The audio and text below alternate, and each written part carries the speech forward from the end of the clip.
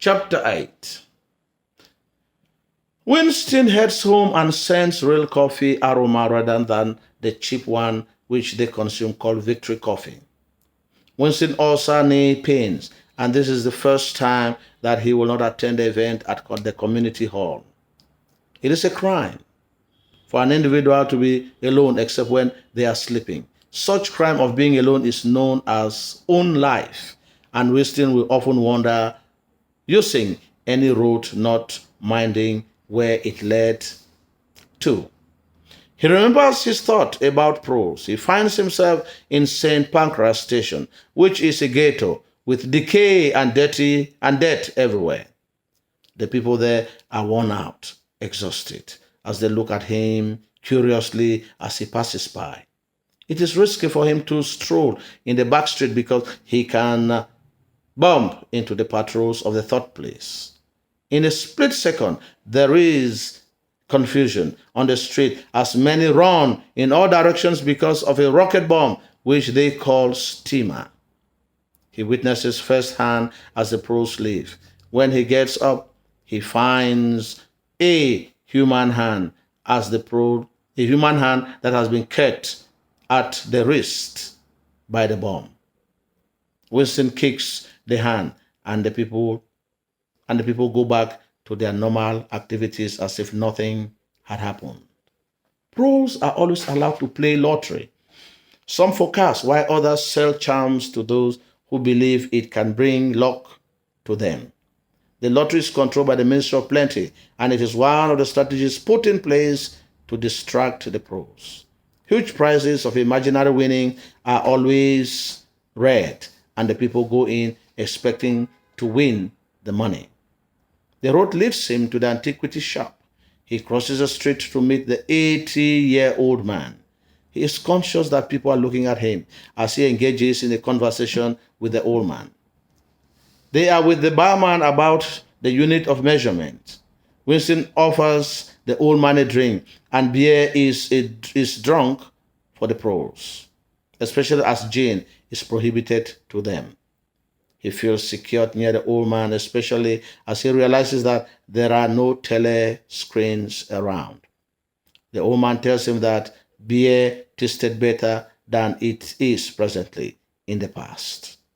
Winston asks the old man questions about the capitalists, and he replies that one had to respect them by touching their caps. He remembers being pushed off the pavement by a capitalist. Winston meets Mr. Charrington, who recognizes, and they engage in conversation. Although Winston is only passing, he buys the beautiful coral for $4. He has nostalgia of everything in the past. But what he is doing is dangerous, and he knows it. Mr. Charrington offers a room upstairs which can be rented out, and Winston discovers that the room is habitable. Winston asks why there are no telescreens in the room, and the owner tells him that it is expensive to buy. Winston wants a space where he can spend time in peace weekly, and the proprietor is willing to sell some of the furniture in the room to him if he wishes. There is an old picture of St. Clement which had been bombed. On his way home, he notices a figure tracing him and finds out that it is Julia from the fiction department.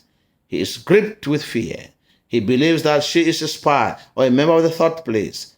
He takes the wrong road, and the woman follows him behind. He consoles himself that it may just be a coincidence.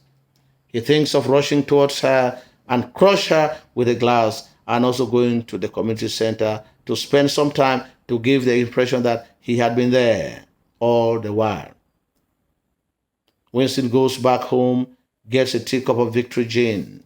The party usually picks up its victims at night and eliminates them, and he ponders on how to overcome his fears. He dedicates his diary to O'Brien and wonders what will happen if he is picked up. He is not afraid of death, but the pains that the individual is subjected to before he is killed. Winston continues to wonder about O'Brien's words to him to meet in a place without darkness. which may represent the imaginary future.